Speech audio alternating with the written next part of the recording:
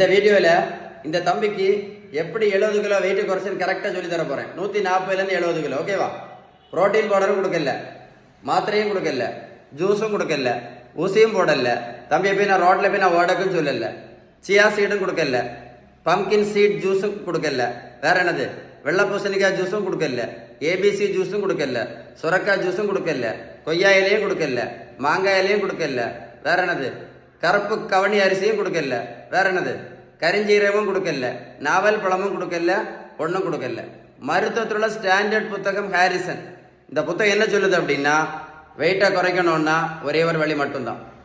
நீங்கள் நடைபயிற்சி மட்டும் பண்ணால் கூட வெயிட்டு கண்டிப்பாக குறைக்க முடியாது அப்படின்னு அந்த புத்தகம் தெளிவாக சொல்லுது. ஏன்னா 1 கிலோமீட்டர் நடைபயிற்சி பண்ணினா கூட 40லேருந்து 50 கேலரி மட்டும்தான் இருக்க முடியும். புரிஞ்சுக்கிடுங்க. முதல்ல நடைபயிற்சி மட்டும் பண்ணி வெயிட்டெல்லாம் கண்டிப்பாக குறைக்க முடியாது. தெளிவாக புரிஞ்சுக்கிடுங்க. ஏன் அப்படின்னா, ஏன் சொல்லுங்க ஏன்னு? ஏன்னா பேலன்ஸ் டயட் நீங்கள் கரெக்டாக எடுத்தால் மட்டும்தான் இந்த இன்சுலின் ரெசிஸ்டன்ஸ் முழுமையாக சரியாகும் அப்படின்னு நான் சொல்லலை. மருத்துவத்தில் ஸ்டாண்டர்ட் புத்தகம் ஹாரிசன் சொல்லுது. இன்னைக்கு எவ்வளோ பேர் பாருங்க வெயிட்டை குறைக்காம மாத்திரை இன்சுலின் மட்டும் போட்டுட்டு இருக்காங்க, வாழ்க்கையை வேஸ்ட் பண்ணிட்டு இருக்காங்க. இந்த வீடியோ உங்கள் ஃப்ரெண்ட்ஸுக்கு லைக் பண்ணி ஷேர் பண்ணி கொடுங்க. இந்த வீடியோ சேவ் பண்ணி வைங்க, ஒரு கூட போட்டு கேளுங்க. அப்போ தான் உங்களுக்கு கரெக்டாக புரியும் பேலன்ஸ் டயட் எவ்வளோ பவர்ஃபுல் அப்படின்னு. சும்மா நடைபயிற்சி மட்டும் பண்ணி வெயிட் கண்டிப்பாக குறைக்க முடியாது.